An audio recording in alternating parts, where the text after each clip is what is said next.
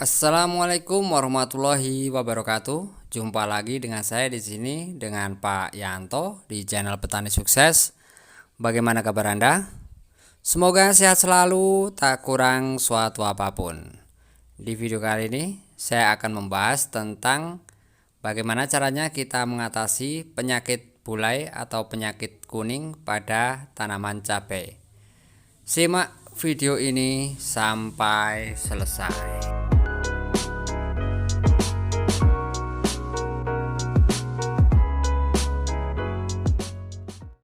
Sebelum kita lanjutkan videonya, jangan lupa subscribe, like, komen, dan share agar channel ini bisa berkembang dan bermanfaat bagi para petani. Dan jangan lupa tekan tombol loncengnya agar Anda mendapatkan notifikasi yang pertama jika saya mengupload video-video selanjutnya. Budidaya cabai merupakan budidaya yang saat ini sangat favorit bagi kalangan para petani karena potensi penghasilan atau keuntungan yang cukup menjanjikan. Oleh karena itu banyak sekali sekarang petani beralih untuk membudidayakan tanaman cabai. Tidak hanya di pedesaan, di perkotaan pun banyak sekali orang yang sengaja berbudidaya tanaman cabai, baik itu untuk dikonsumsi sendiri maupun untuk dijual. Namun menanam cabai tidak semudah yang kita bayangkan karena banyak sekali hama-hama atau makhluk pengganggu tanaman yang sering kita jumpai, baik itu hama pengganggu tanaman berupa fungi atau jamur, kemudian insek atau hewan-hewan kecil. Kali ini saya akan membahas tentang bagaimana caranya kita mengatasi penyakit bulai atau kuning pada tanaman cabai yang kita budidayakan. Apabila tanaman cabai kita sudah terserang penyakit bulai atau penyakit Gemini atau orang menyebutnya virus kuning, maka produksi cabai kita akan menurun, bahkan akan tidak berbuah karena fotosintesis menjadi terganggu, kemudian bunga dan buah akan rontok dan pohon tidak akan berbuah. Itu mengakibatkan petani akan merugi. Penyakit bulai ini menyerang dari dalam atau menyerang sel-sel tanaman yang disebabkan oleh yang namanya virus Gemini, dan dia akan merusak sel-sel klorofil sehingga fotosintesis menjadi terganggu. Penyakit ini belum ada obatnya ya, namun kita dapat mencegahnya. Gejala penyakit bulai ini bisa kita amati dari awal, biasanya umur sekitar 2 bulan mulai terserang penyakit bulai, bahkan ada yang terserang mulai persemen ataupun saat umur 1 bulan. Namun kebanyakan di sini biasanya saat tumbuhan mulai memasuki usia generatif. Tandanya biasanya pucuk daun atau pupusnya menjadi keriting dan timbul bercak kuning. Itu adalah awal dari timbulnya penyakit virus Gemini atau penyakit bulai pada tanaman cabai. Kalau sudah seperti itu sulit untuk kita atasi atau kita obati karena memang obatnya belum ada. Satu-satunya jalan adalah dengan cara mencabut dan menggantikan dengan tanaman yang baru. Virus Gemini ini tidak bisa masuk ke jaringan tanaman tanpa perantara atau vektor serangga yang membawanya.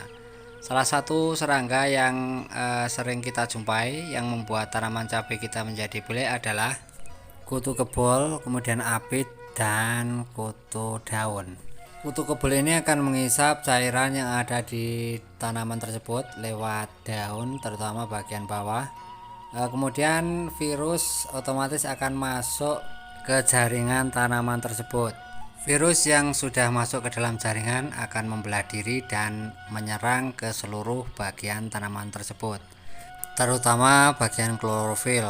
Begitu seterusnya, jika vektor ini tidak kita berantas atau kita kendalikan, maka seluruh tanaman yang ada di lingkungan tersebut akan terinfeksi oleh virus yang namanya virus Gemini. Kemudian apa saja yang harus kita lakukan jika kita akan mencegah virus Gemini tersebut? Yang pertama adalah dengan cara menanam tanaman yang antivirus atau tahan terhadap virus Gemini. Banyak sekali bibit cabai atau varietas cabai yang tahan terhadap virus Gemini. Kemudian gunakan pupuk yang kompleks dan berimbang. Kemudian lakukan pemberantasan atau pengendalian penyakit vektornya, yaitu kutu kebul maupun apit, dengan cara menyemprotkan insektisida berbahan aktif, abamectin dan dimetoat. Lakukan penyemprotan secara berkala.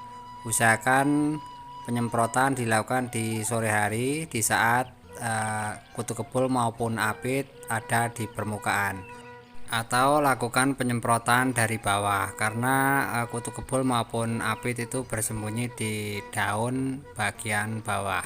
Lakukan penanaman dengan menggunakan plastik mulsa.